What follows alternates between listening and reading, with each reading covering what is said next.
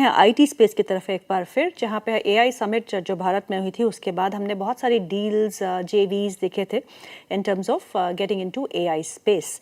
लेकिन आज जेफरीज की एक रिपोर्ट आई है जहाँ उन्होंने एक डीप टारगेट कट किया है for majority of the stocks. अगर हम इन्फोसिस की बात करें, target has been cut from 1880 to 1290, HCL Tech 1885 to 1390, Mphasis from 3410 to 2450, deep cuts, TCS from 3485 to 2350, and LTI Mindtree from 6175 to 4300.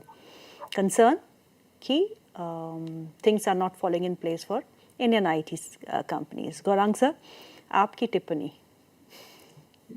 सबसे पहले तो आपका और रचिति का धन्यवाद करना चाहूंगा कि आपने सहानुभूति के जो शब्द बोले वो काफी अच्छे लगे। मैं तो बहुत बहुत धन्यवाद आप दोनों का। आईटी क्षेत्र में देखिए कि तो मेरे ख्याल से यहाँ पर भी वही बात हो रही है जो वो एंथ्रोपिक नामक टूल कुछ 2 हफ्ते 3 हफ्ते पहले लॉन्च किया गया, और जिस तरीके से पूरा तांडव मचा हुआ था अमेरिकन की आईटी कंपनी में बिकवाली, उसके बाद यहाँ पर बिकवाली। कुछ आईटी क्षेत्र के शेयर्स हमारे यहाँ पर 92 हफ्ते के निचले स्तर पर आ गए। आईटी क्षेत्र की सूचकांक भी अपने निचले स्तर पर के खड़ी हो गई। लेकिन मैंने अब तक, और ये जो एआई समिट हुई है गीतू, वहां पर जो भी टिप्पणियां लिस्टेड कंपनीज के मैनेजमेंट ने करी हैं, उसमें कोई नकारात्मक परिस्थिति मैंने नहीं सुनी है जी। और ना ही ये एंथ्रोपिक नामक टूल जो लॉन्च हुआ उसको लेकर के पहले किसी भी आईटी क्षेत्र की मैनेजमेंट कंपनी ने नकारात्मक, टेक महिंद्रा ने सकारात्मक बात की। एआई समिट में भी काफी मैनेजमेंटों ने चर्चा की और बातें की, सबने सकारात्मक नजरिया जताया है।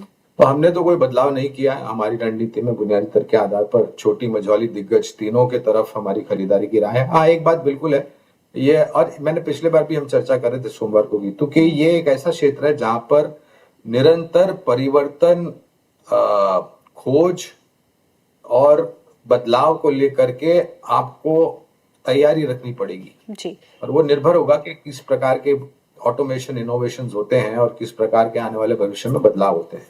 लेकिन ऐसा नहीं है कि आपको आईटी क्षेत्र को एक मरणोपरांत लेख लिखना चाहिए। मेरे ख्याल से ये गलत बात है।